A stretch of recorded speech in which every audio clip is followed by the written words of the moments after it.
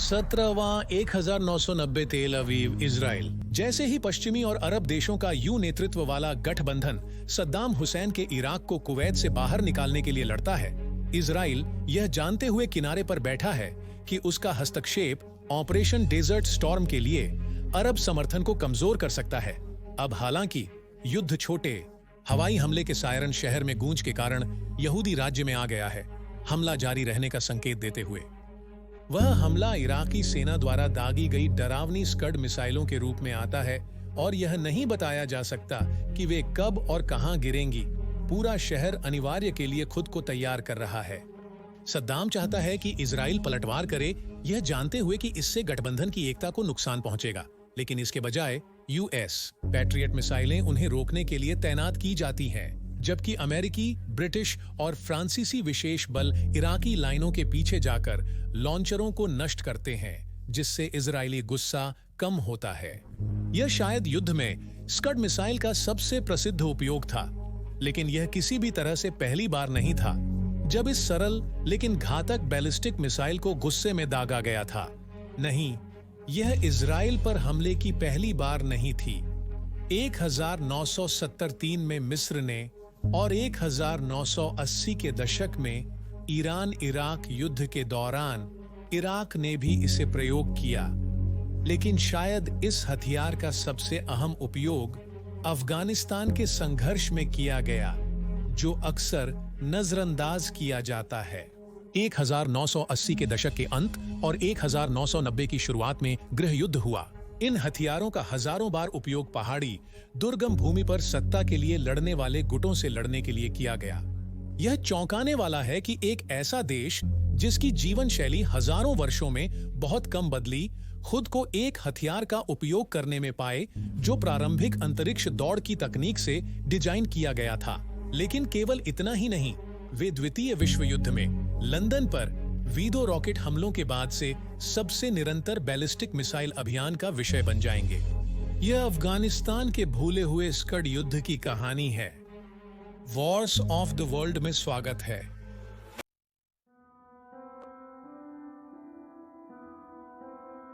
विजेता को युद्ध की लूट मिलती है और द्वितीय विश्व युद्ध के बाद विजयी मित्र देशों की शक्तियों ने जर्मनी से जो एक चीज चाही, वह थी उनकी विभिन्न उन्नत तकनीकें, जिन्हें नाजी वैज्ञानिकों के प्रतिभाशाली लेकिन विकृत दिमागों ने हिटलर के घृणित सपनों को पूरा करने के लिए सोचा था।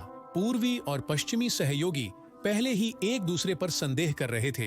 युद्ध समाप्त होने से पहले तकनीकों की होड़ चल रही थी ताकि उनके पूर्व सहयोगी उन्हें अपने पास न ले सकें। वीदो रॉकेट, जिसने युद्ध के अंतिम चरणों में अपराजयता साबित की थी, एक ऐसा नाजी हथियार था जिसमें से 1115 को यूनाइटेड किंगडम पर दागा गया था और विशेष रूप से राजधानी शहर लंदन के खिलाफ, जिसमें 2734 लोग मारे गए और जनसंख्या के दिल में आतंक फैला दिया। युद्ध के इस अंतिम चरण में यह अद्भुत हथियार भी हिटलर के जर्मनी की किस्मत को नहीं बदल सकता था, लेकिन यह सभी के लिए स्पष्ट था कि एक हथियार प्रणाली के रूप में वीदो एक अपरिपक्व डिजाइन था। आगे के शोध से यह खौफनाक हथियार बन सकता था, विशेषकर परमाणु वॉरहेड्स के आगमन के साथ। सोवियत संघ ने वी-2 अनुसंधान को कब्जा करके उसमें सुधार किया। इससे वी-2 के अधिक विश्वसनीय और शक्तिशाली संस्करणों की श्रृंखला बनी, जिन्हें 1940 के दशक के अंत में स्वीडन के ऊपर उड़ते हुए परीक्षित किया गया था। इन परीक्षणों से निकली तकनीकों ने बाद में R-11 मिसाइल का निर्माण करने में मदद की, जिसे सोवियत इंजीनियर विक्टर मकेथ ने सर्गेई कोरोलेव के निर्देशन में विकसित किया, जो सोवियत अंतरिक्ष कार्यक्रम के प्रमुख व्यक्ति बन गए। यह मिसाइल वीदो से छोटी और पेंसिल जैसी थी, लेकिन इसका प्रदर्शन तकनीकी उन्नति के कारण तुलनीय, अधिक सटीक और विश्वसनीय था। 18 अप्रैल 1953 को पहली बार उड़ान भरने वाले तरल ईंधन रॉकेट को सोवियत बलों ने पश्चिमी यूरोप में नाटो स्टेजिंग क्षेत्रों पर सोवियत लाइनों के पीछे से पारंपरिक या परमाणु वॉरहेड्स के साथ विश्व युद्ध तीसरा के पहले दिन हमले के लिए तेजी से उत्पादन करने का आदेश दिया गया था। सोवियतों द्वारा उपयोग किए गए बड़े आदिम परमाणु वॉरहेड्स को देखते हुए हथियार की सीमा परमाणु मोड में 134.6 किलोमीटर या 150 किलोमीटर तक सीमित थी। एक परिवर्तित IS-2 टैंक को संकट समय में सामने की पंक्ति तक और शहरों या जंगलों में छिपाने के लिए ले जाया गया, जहां वे अपने लक्ष्यों पर दागने और फायर करने के आदेश की प्रतीक्षा करते थे। चूंकि सोवियत अपने हथियारों के नामकरण को यथासंभव गुप्त रखना पसंद करते थे, इन नए मिसाइलों को तैनात होते देख उत्तरी अटलांटिक संधि संगठन ने उन्हें कोडनेम स्कड देने का निर्णय लिया और यही नाम इस हथियार के लिए सबसे प्रसिद्ध हो गया। रक्षा और अंतरिक्ष कार्यक्रम का समर्थन करने के लिए रॉकेटरी पर शोध का मतलब था कि बहुत जल्दी तकनीक और भी आगे बढ़ गई, जिससे R-11 अप्रचलित हो गया। इसीलिए मैकीव ने अपने डिजाइन को सुधारने पर काम किया और इसका परिणाम R-17 के रूप में हुआ, जिसे उत्तरी अटलांटिक संधि संगठन में स्कड बी के नाम से जाना जाता है। इसकी रेंज पहले के हथियार से लगभग 2 गुनी हो गई। अब यह 299.338 किलोमीटर तक पहुंच सकती थी और इसमें कई यांत्रिक सुधार शामिल थे, जिससे स्कड बी इस हथियार का सबसे अधिक उत्पादित संस्करण बन गया, जिसमें 7,000 से अधिक मिसाइलें बनाई गईं। इसके अलावा यह एक बहुत अधिक बहुमुखी हथियार था, जो विभिन्न प्रकार के वॉरहेड्स को संभालने में सक्षम था, न कि केवल पारंपरिक या परमाणु वॉरहेड्स। इनमें बड़े सैनिक समूहों पर हमला करने के लिए विखंडन या यहां तक कि रासायनिक हथियार भी शामिल थे, या यदि आवश्यक हो तो जनसंख्या केंद्रों पर। हथियारों में सुधार होने के बावजूद भी स्कड्स जल्दी से सोवियत सेना के साथ अनुकूल नहीं बने, जो अधिक उन्नत डिजाइन का उपयोग कर रहे थे। हालांकि सोवियत हथियारों से निम्नतर होने के कारण राजनीतिक रूप से यह सोवियत ग्राहक राज्यों के निर्यात के लिए आदर्श था। मिस्र, इराक और लीबिया खासकर स्कड्स को प्राप्त करने के उत्सुक थे, मानते थे कि यह तकनीकी बढ़त वाले इजराइल, ईरान और अमेरिका जैसे संभावित विरोधियों का सामना करने में सहायता करेगा। मिस्र ने 22 अक्टूबर 1973 को इजरायली बलों पर 3 बार उन्हें लॉन्च किया। उसके बाद ईरान के खिलाफ उनका व्यापक उपयोग करने वाला इराक ने अपनी खुद की कम सटीकता वाली दूरी की संस्करण का निर्माण किया। लीबिया ने इस बीच अमेरिका को नष्ट करने के लिए उनका उपयोग साहसपूर्वक करने की कोशिश की। इतालवी द्वीप लंपेडुसा पर अमेरिकी तटरक्षक स्टेशन पर हथियार लक्ष्य से चूक गए। यहां स्कड एक प्रवेश स्तर की बैलिस्टिक मिसाइल प्रणाली बन गई, जो अपेक्षाकृत सस्ती, उपयोग में आसान और उपलब्ध है। हालांकि इनका प्रदर्शन खरीदने वाले देशों की उम्मीदों के हिसाब से शायद कभी नहीं था, लेकिन युद्धों में इनका मनोवैज्ञानिक प्रभाव उनके व्यावहारिक प्रभाव से अधिक था, जो मध्य एशिया और अफगानिस्तान की लड़ाई में विशेष रूप से उपयोगी होगा।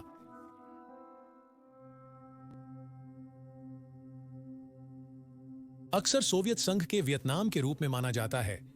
रेड आर्मी का 24 दिसंबर 1997 को अफगानिस्तान पर आक्रमण और उसके बाद का दशक लंबा संघर्ष 1980 के दशक की उन घटनाओं में से एक था जिसने साम्यवादी महाशक्ति को कमजोर कर दिया, जिससे उसकी अंततः समाप्ति हो गई। 40 वर्षों की पश्चिमी यूरोप में नाटो से मुकाबले की तैयारी के बाद ज्यादातर ग्रामीण क्षेत्रों से भर्ती सैनिकों से बनी रेड आर्मी, जिनका बाहरी दुनिया का ज्ञान कम था, मुजाहिदीन के गुरिल्ला रणनीति से लड़ रही थी। मुजाहिदीन, जो इस्लामी सैनिक और काबुल की प्रो सोवियत अफगान सरकार के विरोधी थे, इस्लामी कानूनों और परंपराओं के खिलाफ सांस्कृतिक सुधारों के विरोध में थे। पश्चिमी खुफिया एजेंसियों और विश्व भर के इस्लामी लड़ाकों के समर्थन से मुजाहिदीन ने अफगानिस्तान के दुर्गम इलाकों का उपयोग करके घात और छापेमारी का सफल अभियान चलाया। कोई स्पष्ट मोर्चा नहीं होने के चलते शवों को ही सोवियत संघ वापस भेज रहा था और 1980 के दशक के अंत तक उनके कार्यकाल के समाप्त होने पर हतोत्साहित भर्ती सैनिकों के साथ संघर्ष में सोवियत संघ की भागीदारी जल्द समाप्त करने की मांग बढ़ रही थी, खासकर जब सोवियत संघ पतन के संकेत दे रहा था। सोवियत नेतृत्व जानता था कि वह बस ऐसे ही अफगान कम्युनिस्ट सरकार को CIA समर्थित मुजाहिदीन के खिलाफ नहीं छोड़ सकता। इससे सोवियत प्रतिष्ठा और विश्व मंच पर प्रभाव कमजोर होगा। साथ ही देश में अमेरिका समर्थक गुट के सत्ता में आने की संभावना भी होगी, जिससे अफगानिस्तान वॉशिंगटन के क्षेत्रीय लक्ष्यों का समर्थन करने के लिए तैयार हो जाएगा। इसलिए एक साधारण वापसी के बजाय सोवियतों ने सैन्य अभियानों के खिलाफ अधिक जिम्मेदारी हस्तांतरित करने की नीति शुरू की। अफगान सेना को मुजाहिदीन के खिलाफ जिम्मेदारी सौंपने की नीति अपनाई, जो अमेरिकी वियतनामाइजेशन नीति का पुनरावृत्ति थी और नाटो की अफगानिस्तान से वापसी की पूर्व सूचना थी। इसलिए सोवियत सैनिकों ने अफगान समकक्षों के लिए प्रशिक्षण कार्यक्रम तैयार किया और उन्नत उपकरण जैसे मिग-27 ग्राउंड अटैक एयरक्राफ्ट प्रदान की।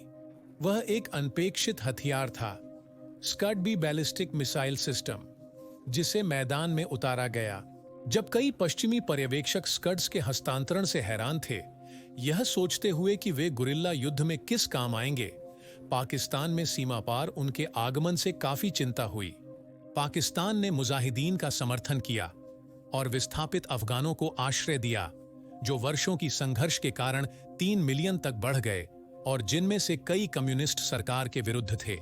डर यह था कि वे इन स्कड्स को सीमा पार पाकिस्तान में भेजना शुरू कर देंगे ताकि वहां छिपे अपने विरोधियों पर हमला कर सकें।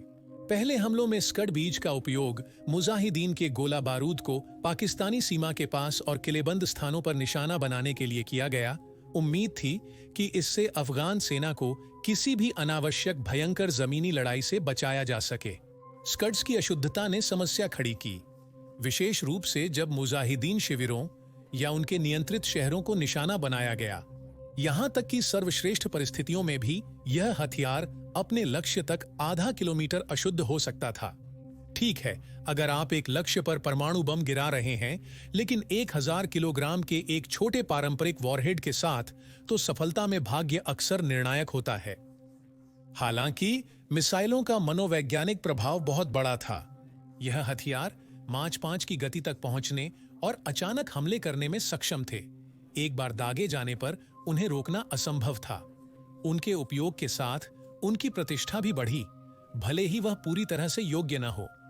जब सोवियत पूर्णतः हटने को तैयार हो गए, मुजाहिदीन गुटों में बिखर गए और सभी ने सत्ता के लिए संघर्ष किया। लेकिन अजेय स्कड्स की प्रतिष्ठा का उपयोग करके साम्यवादी सरकार कई मौकों पर इन हथियारों को छोड़ने की धमकी देकर कई विवादों को शांति से सुलझाने में सक्षम थी। सड़क अवरोधक डाकुओं को चेतावनी दी गई थी कि अगर उन्होंने अपनी स्थिति नहीं छोड़ी तो स्कड से हमला होगा। कुछ ही घंटों में वे चले गए।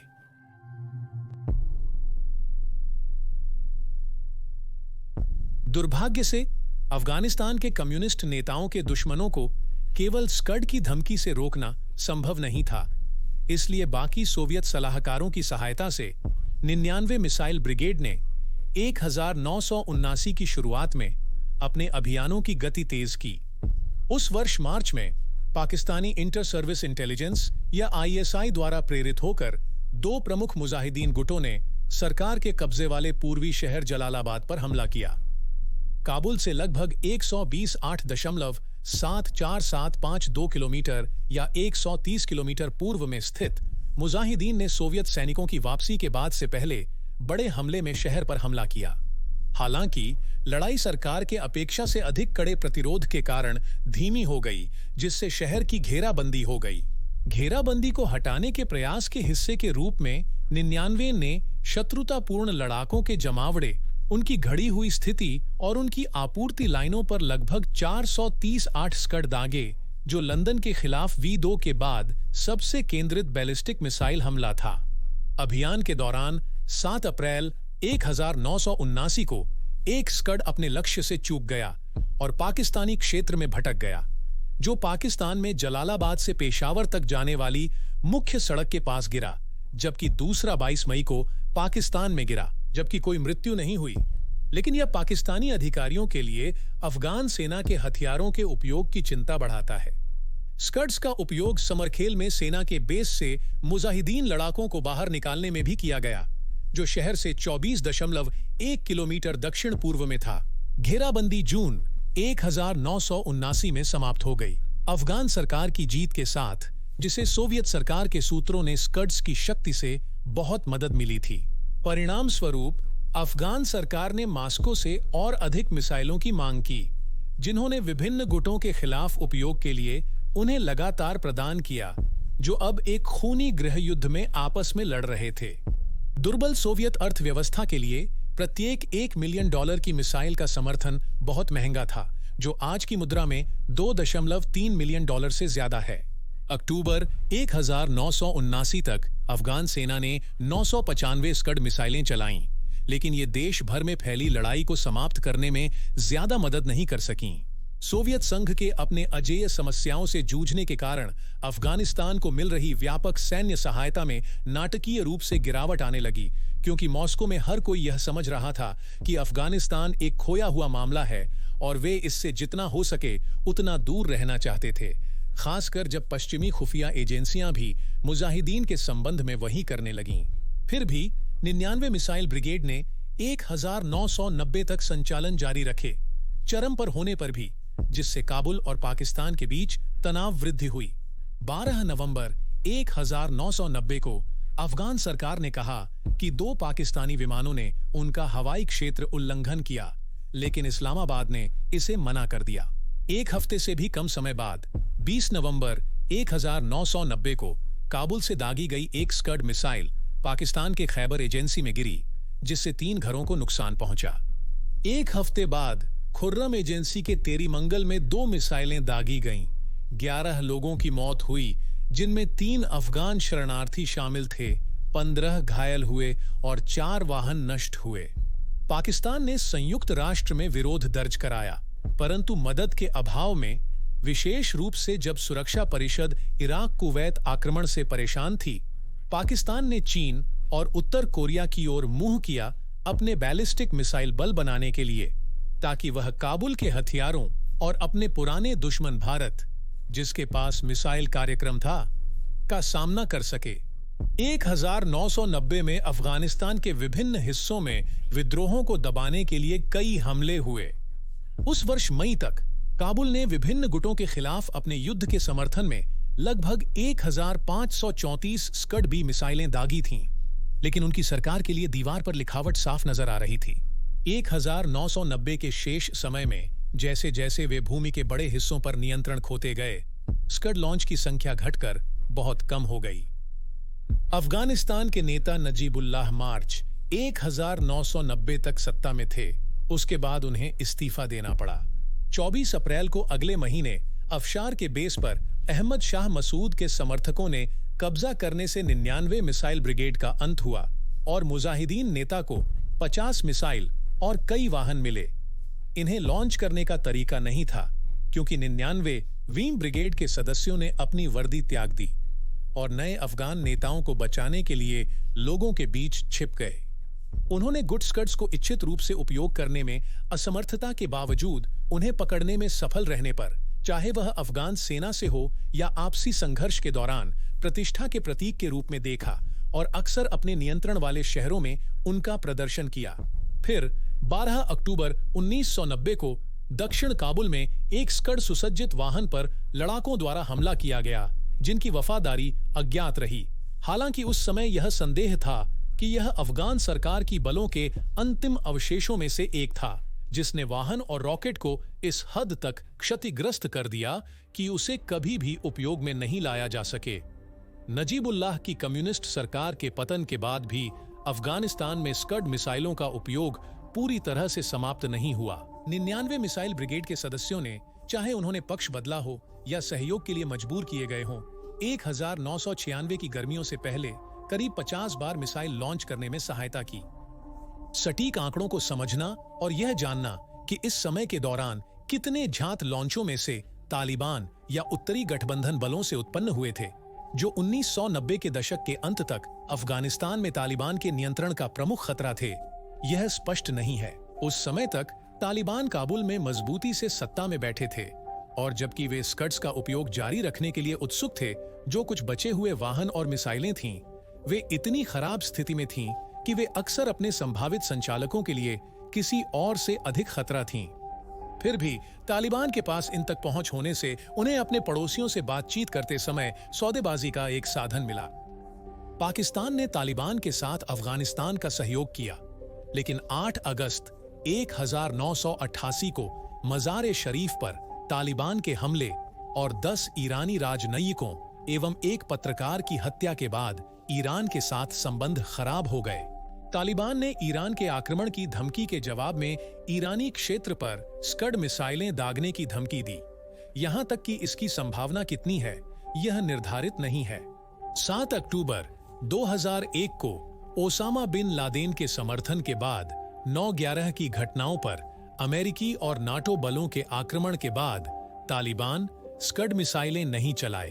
उनके बाद के अभियानों में 2005 में अंतिम कार्यक्षम लॉन्चरों को अमेरिकी बलों ने नष्ट कर दिया। 15 सितंबर 2021 को तालिबान की सत्ता लौटने पर उन्होंने कई पुरानी मिसाइलों की जांच की जो दशकों से खुले में थीं।